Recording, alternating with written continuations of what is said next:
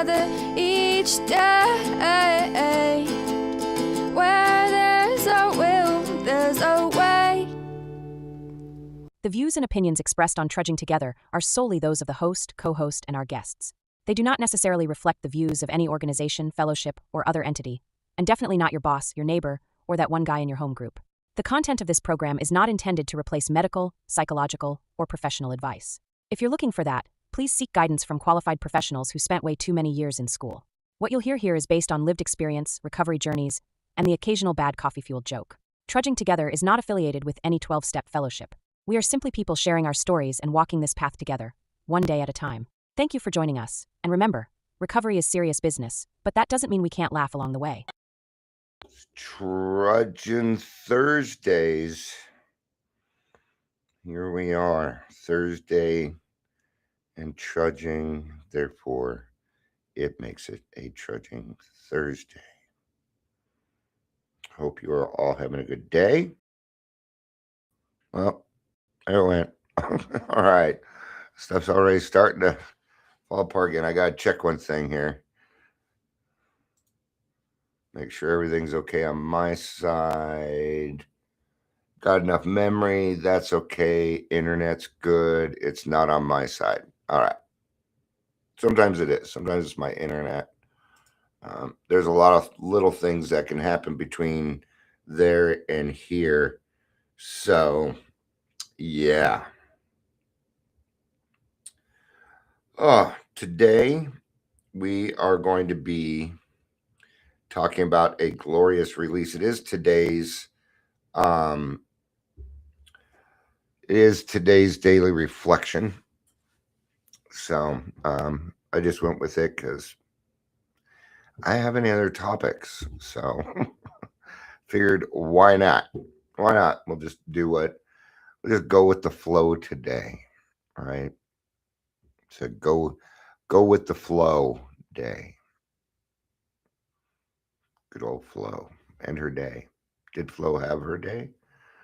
God, this thing has okay, I can't do it. I can't do it. I'm sorry.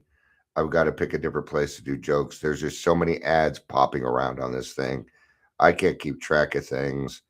And I'm not really in the mood to really do it. So to sit there and be like, okay, where's this? Where's that? All right. So gotta get it to a good place. It's Thursday. Yeah, we made it through most week. What we got coming up? Valentine's Day.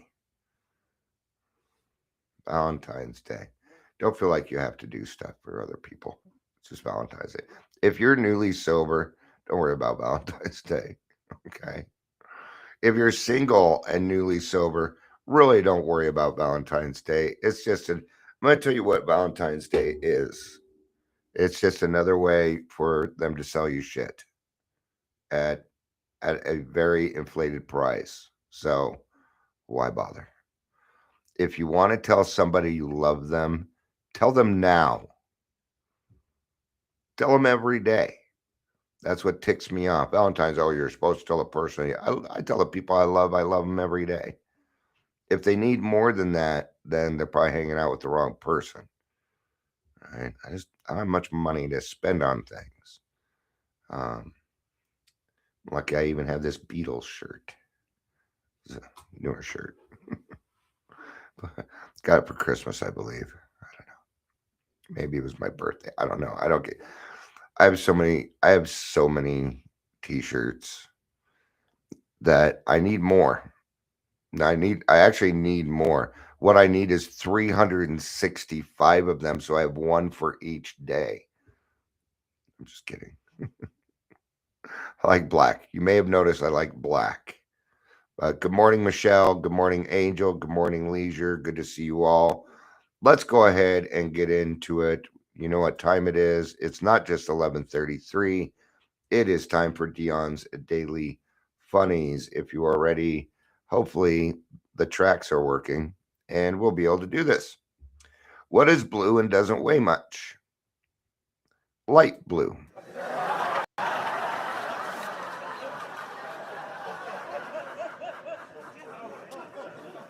Where do you learn to make a banana split? Sunday school. Not where I learned how to make a banana split. Was it Sunday school? That's not where I learned. My parents taught me. But if it's a joke, wouldn't be a very good joke, would it? All right. What happened to the frog that parked illegally? It got towed. Ribbit. Ribbit. What kind of bear is toothless? A gummy bear. Gummy bear. All right, one more. What cars do eggs drive? A Volkswagen. Mind if I get a ride in your Volkswagen? Oh no, I'm feeling a little scrambled. Not sure I could drive today. I'm feeling a little scrambled. Why didn't the egg drive that day? Because he was feeling a little scrambled. I just made that up. Yeah. Just feeling a little over easy. That doesn't work. It doesn't work, so I didn't give it a laugh track. All right. Welcome to Daily Trudge.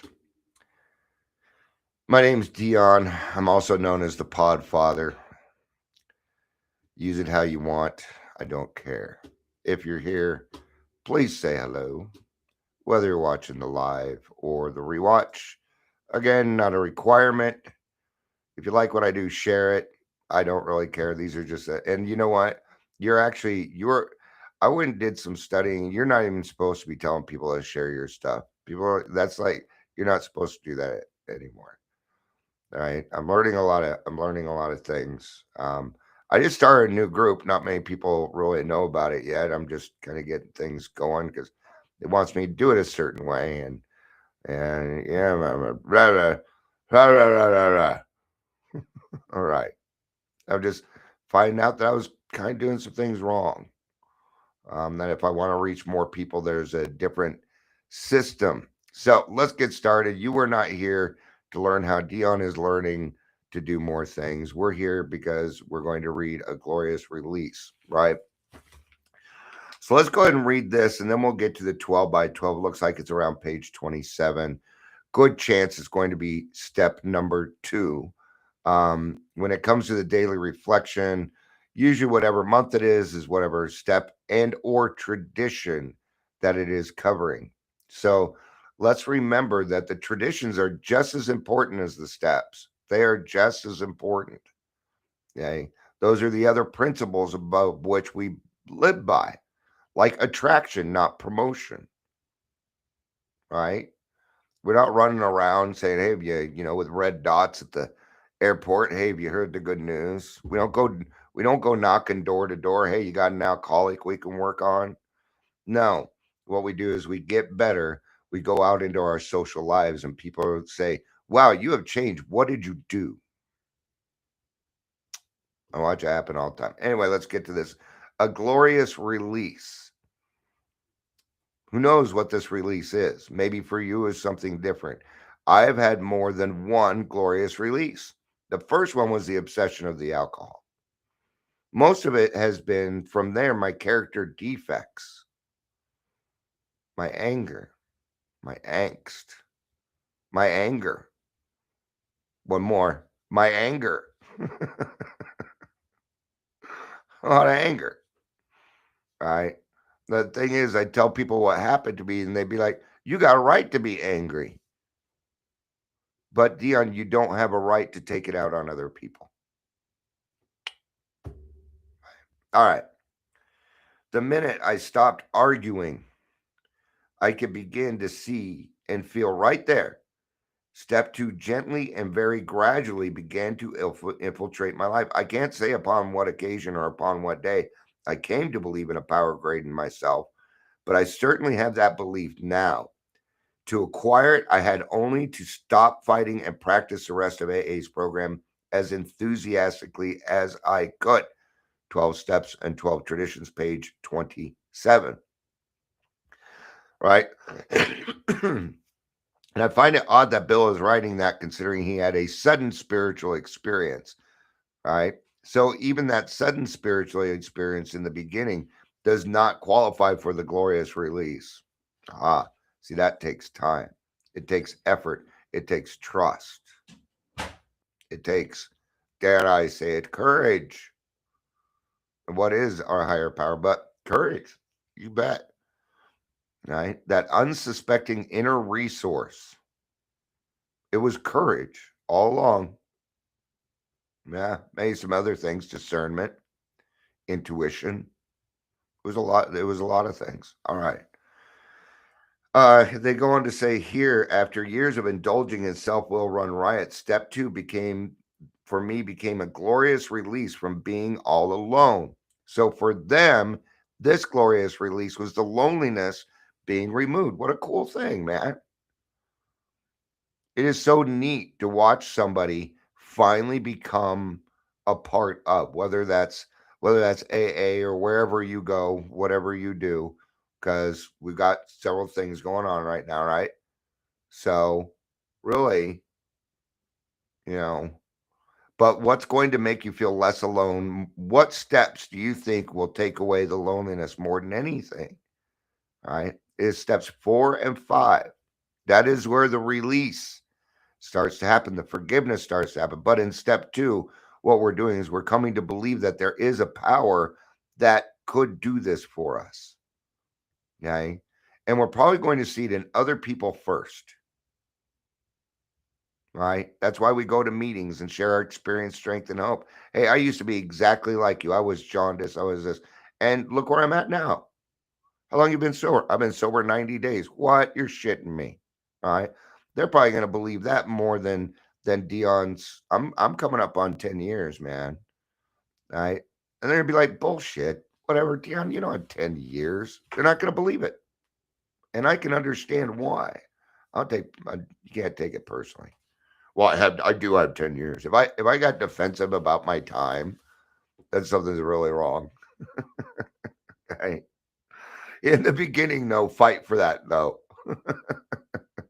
All right. Nothing is so painful or insurmountable in my journey now. Someone is always there to share life's burdens with me.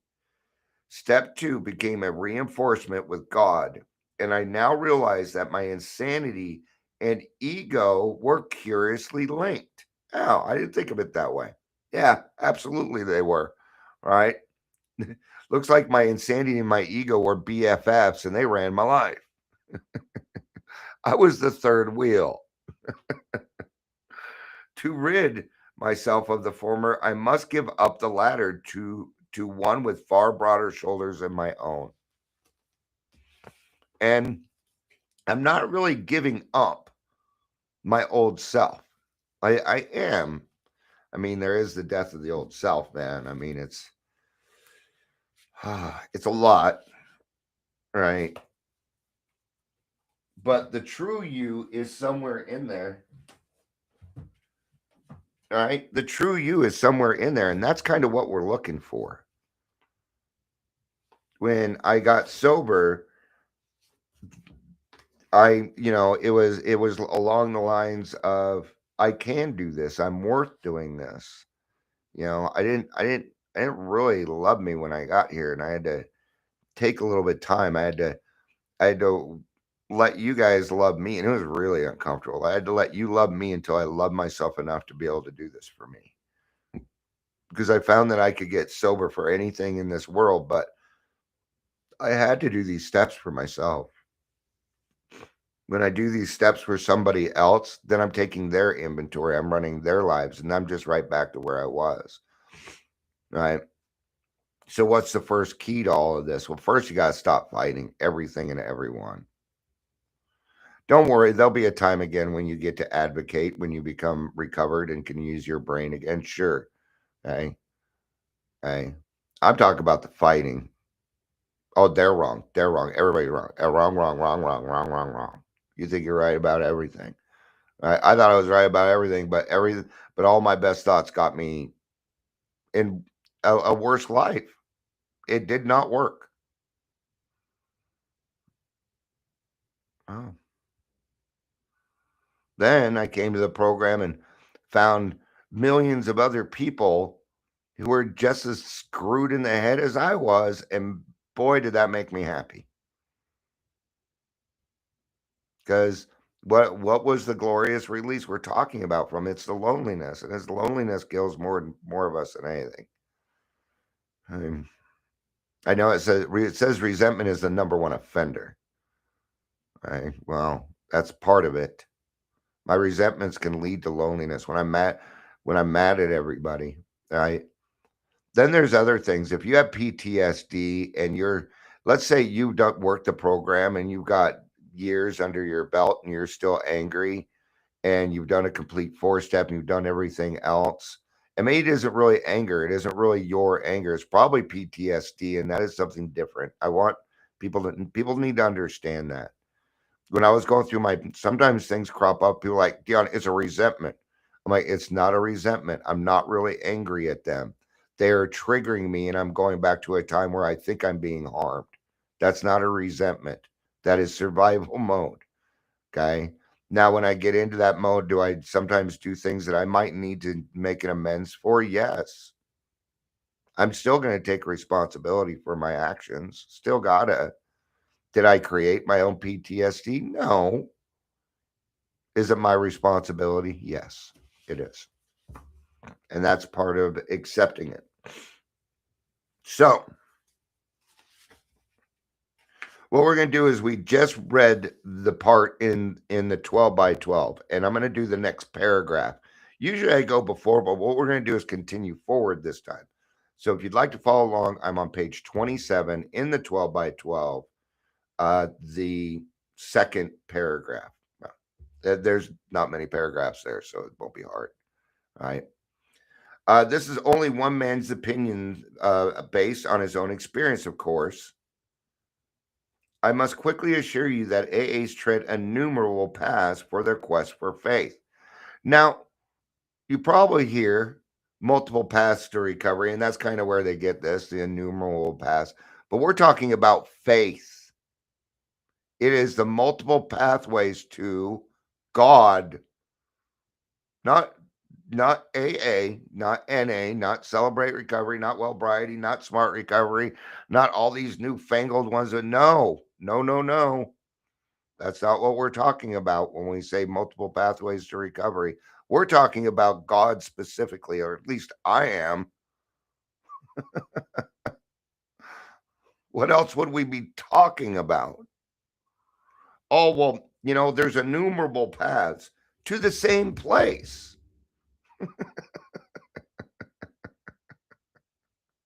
What's the innumerable path? Well, for me, I ended up on Skid Row. I had jaundice. See, that was one of my innumerable paths. Maybe that didn't happen to you. Maybe you were able to hold a job and do all that. I was not capable of doing that. Right. So maybe you went down an a different path, but we ended up at the same place. That's what we're talking about. Multiple pathways to recovery lead to God. There's no other place it leads to. Now, you may stray off and go that way, but it ain't the right way. We're going to come on back. And we alcoholics will do anything. Sometimes we will do anything to avoid all of this.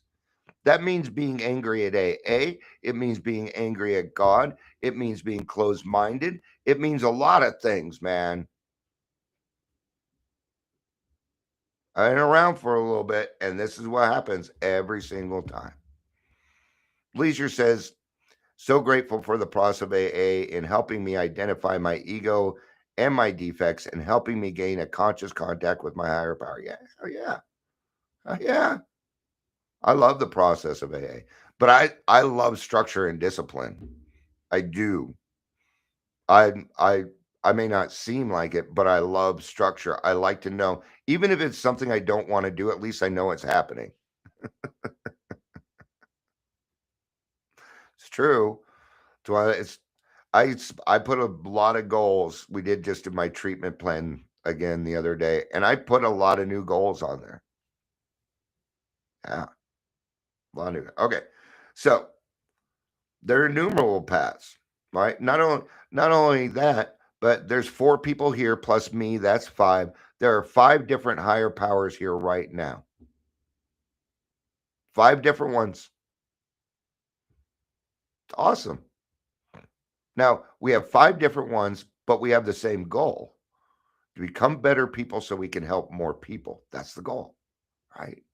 Become better so we can help more. That's the goal. And when we all have the same goal, well, then guess what? Then we all have the same higher power. But we don't have to do that. Why? Because God don't care. He doesn't care about that stuff. If he did, it would work that way. God is a man-made word, right? Michelle says mine's the best. Yeah, her higher power is the best. No, my higher power. See, now we can argue about something good, right? No, my higher power is the best. That's funny, Michelle. Right? So if you don't care for the one I've suggested, you'll be sure to discover one that suits you if you only look and listen. Many a man like you has begun to solve the problem of method of substitution. You can, if you wish, make AA itself your higher power. We're just we're just looking for a place to start. That's all. Okay. Now, is this hard to do? I see that's a hard question to answer because for me it wasn't hard. I didn't I did not make this part harder than it needed to. 6 and 7 I made real hard on myself for some reason. We all have a sticking point, okay? So what do we have to go back to? Rule 62. This is why knowing the traditions is just as important. Because when I say rule 62, that's in the traditions. It means don't take yourself so darn seriously, is what it means. Okay. Here's a very large group of people who have solved their alcohol problem. In this respect, they are certainly a power greater than you who have not even come close to the solution. Surely you can have faith in them. That's kind of where mine started. I had a belief in God, but I wondered if the program would work for somebody as fucked up as Dion. And this was at 18 years old, not when I came in at 45. When I came back at 45, I already knew. I already knew that the program would work if I would be able to do the work. So, even this minimum of faith will be enough. You will find many members who have crossed the threshold just this way. All of them will tell you that once across, their faith broadened and deepened. Relieved by the alcohol obsession, their lives unaccountably transformed. They came to believe in a higher power, and most of them began to talk of God. What does that mean? It means that you may start out, group of drunks may be your first higher power. But like everything else in the program, it's going to grow. It's going to take on new perceptions. Yes. That presently, eventually, you will stop using the word God for group of drunks and it'll just be God. That's what they're saying. That you can do it to start with, but it can't be sustainable. That's not sustainable. People come in and out of that group. You can go to a group 1 year, go back in 2 years, and there's not even one single person there that you saw 2 years ago. It happens. I've seen it. All right. So consider the next flight of those who once had faith but have lost it. I think those are the people that have the hardest time. That know that the people that are Bible thumpers. Yeah, that are highly educated in religious learnings.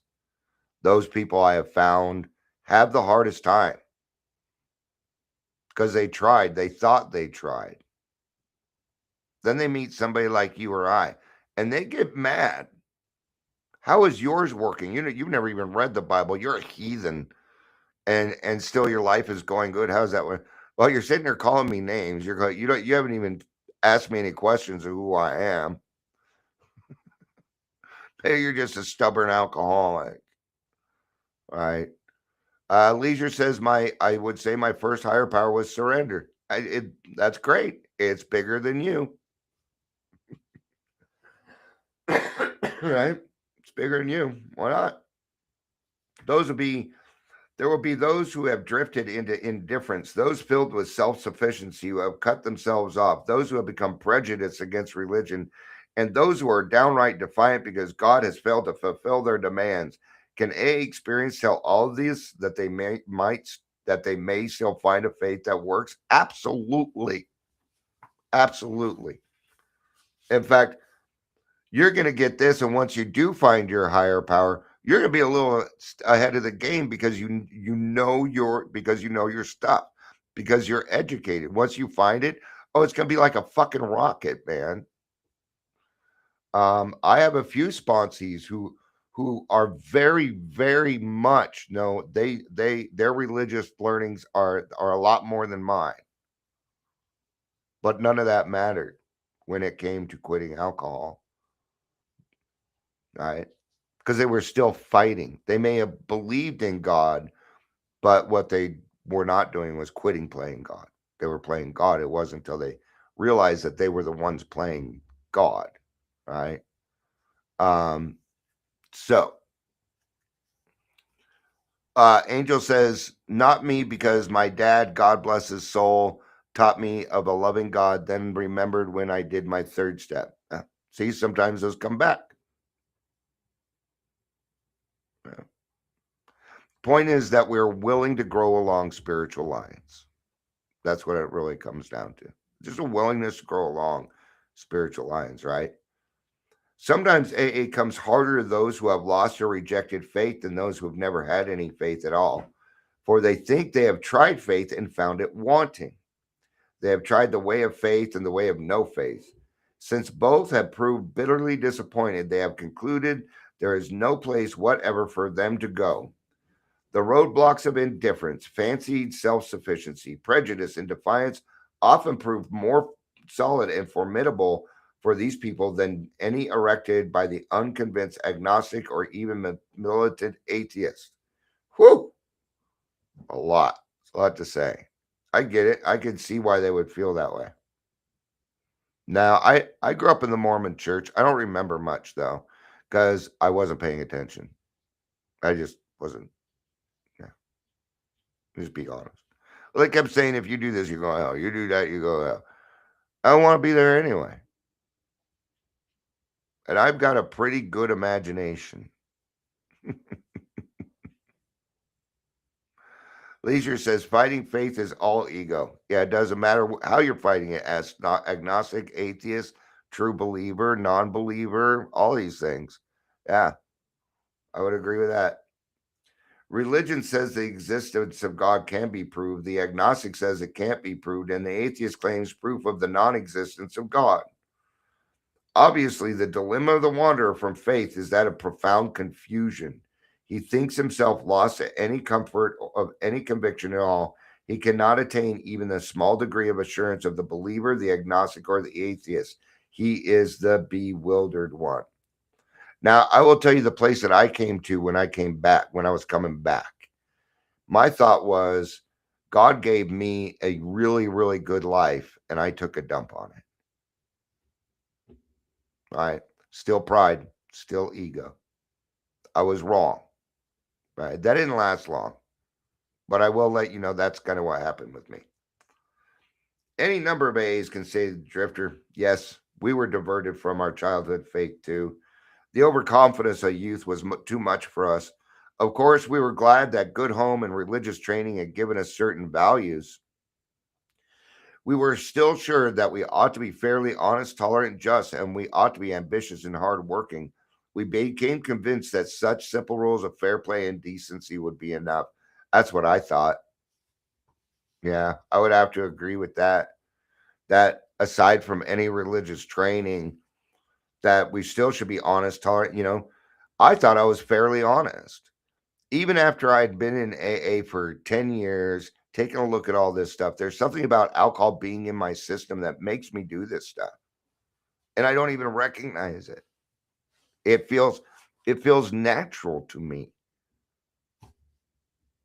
But the fact of the matter was, I wasn't being honest. When I have alcohol in me, I can't be honest. I am incapable of being able to do it. I don't know why. I don't really need to know why. I just need to know, right? Because knowing is half the battle. As material success founded upon us no more than these ordinary attributes became to us, we felt we were winning at the game of life. I never went through this.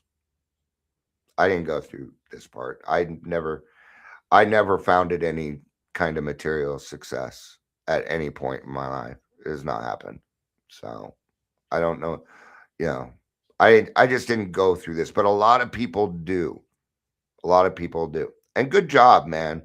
I respect people that were able to keep two cars in the garage and a roof over their head and keep their job going while they were drinking. I was not capable of doing that. Um, and so I have respect for people that do. Good job. That takes a lot of fucking effort. That also tells me that you have enough effort in you to be able to do this program. Angel says, I was a big fat liar. Yeah. Hey, now that we know it, all right, was. I'm not I'm not dishonest anymore. Now I search for when I'm dishonest. And if I am, I make an amends. You know, even if it didn't hurt anybody. No. Because misinformation in this industry has the power to kill, man. And I'm not going to be a part of that. Why should we be bothered with theological abstractions and religious duties or with the state of our souls here or hereafter? The here and now was good enough. The will to win would carry us through, but then alcohol began to have its way with us. Finally, when all of our scorecards read 0, we saw that one more strike would put us out of the game forever. We had to look for our lost faith. It was in AA that we rediscovered it, and so can you. Now, for the material people, it's going to be something along the lines of your family no longer wants to be around you. You're about to lose your job. Your wife is leaving. These are great reasons. Your husband's your significant other, we'll just call it that, is leaving. These are great reasons to get sober and get your life back together. Absolutely are. All right. They're great reasons. Could be a lot of things, but I do know this. Nobody comes skipping into AA. Nobody comes into AA willingly. Oh, well, maybe a little bit of willingness, but not the first time, man. It is until we get here and discover that there is another life, because the world out there, what they told us about AA was incorrect, because they have their own stigma, they have their own opinion, they live their life with certain things, all right? And they don't quite understand. It's not a requirement for them to understand, all right? Angel says, now I'm a big fat truth seeker teller. Now we come to another kind of problem, the intellectual, self sufficient man or women.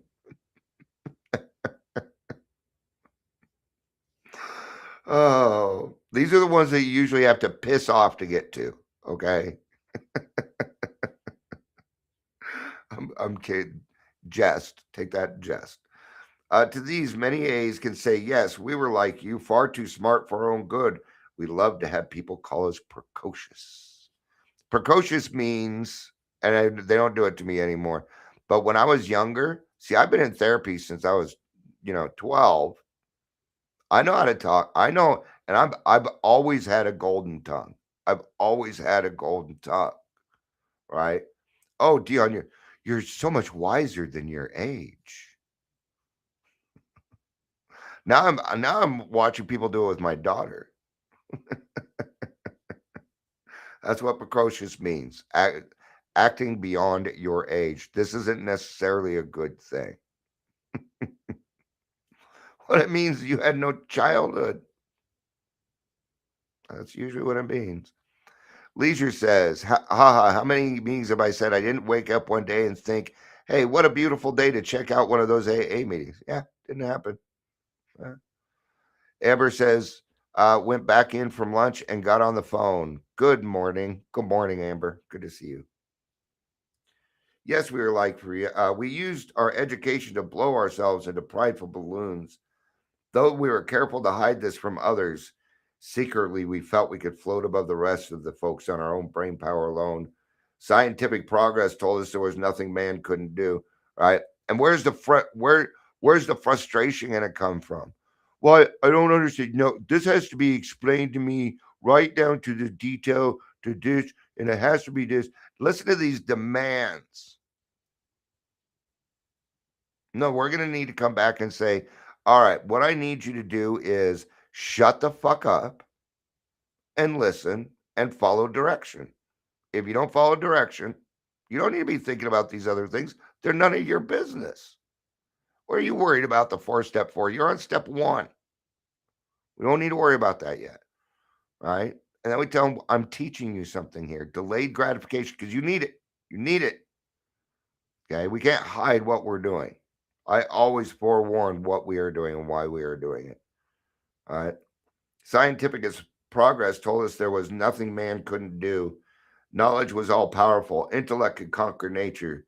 Since we were brighter than most folks, or so we thought, the spoils of victory would be ours for the thinking. The God of intellect displaced the God of our fathers. But again, John Barleycorn had other ideas.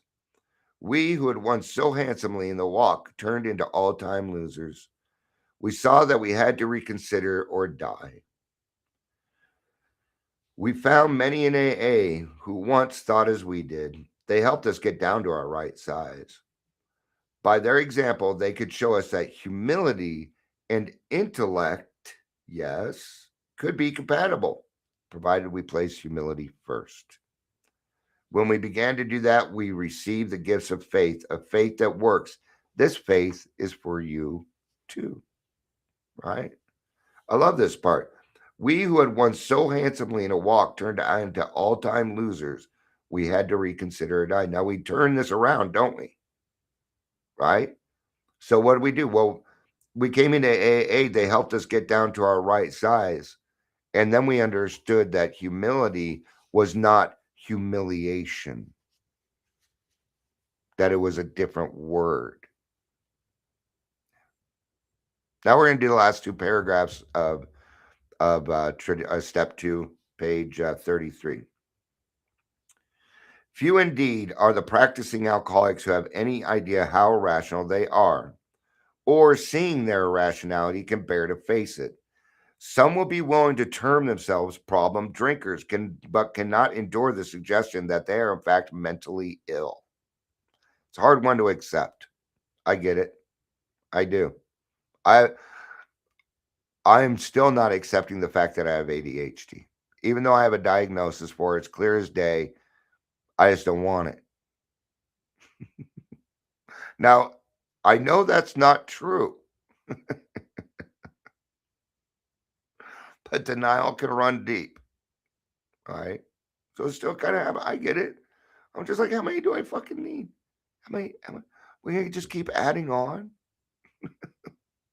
All right. But cannot endure that they're abetted in this blindness by a world which does not understand the difference between sane drinking and alcoholism. Sanity is defined as soundness of mind. Yet no alcoholic, soberly analyzing his destructive behavior, whether the destruction fell on the dining room furniture or his own moral fiber, can claim soundness of mind for himself. Right? Therefore, step 2 is the rallying point for all of us. Every single one of us. Step 2 is the rallying point, right? Whether agnostic, atheist, or former believer, we can stand together on this step. Now, you hear me say it a lot. We have to find a landing place on which we can all agree. And here it is. Okay, this is a landing spot. Step 2 is a landing spot where you and I can agree, oh, that's your higher power? Oh, that's kind of cool. And tell people what your higher power is. You may not be able to describe your higher power or really know what it is, but let other people at least know what it does for you so that way they can add it on to their own. See, my recovery isn't from one other person. It is stolen from thousands of people that I've met in AA. Yes, I steal what they have. You bet.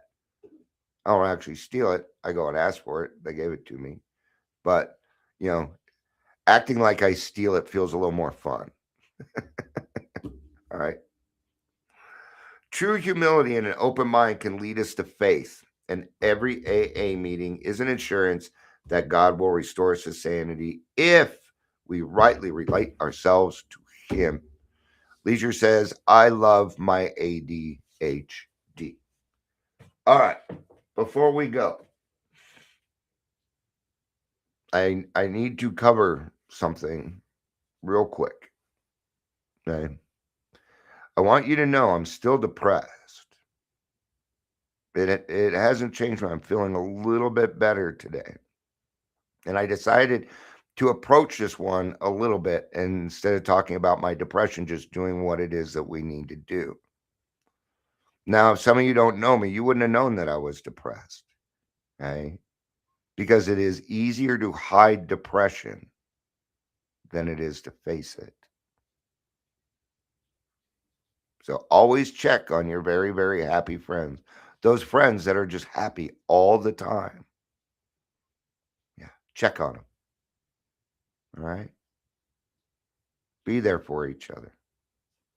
Lend a helping hand. Hold space for each other. Right? Now, in this case, I decided not to let the depression interfere with it to help me out a little bit. So I could do a little bit of laughing this morning. Put me in a little bit better of a mood. Right? Right? So thank you for helping me do that. I appreciate it. But I don't want to come on here and be fake either. Right? Was that fake? No. Nothing of what I did was fake. But I am still, but now I'm not as depressed as when I came on here. I'm in a little bit better of a mood. But I didn't want it to dominate the whole thing. So Angel gave me a bullseye, and Leisure says, always here for you. But I know, yeah, and thank you. Thank you. All right. Thank you, everybody, for being here today. I appreciate it. I love you. You know I do. Peace out. And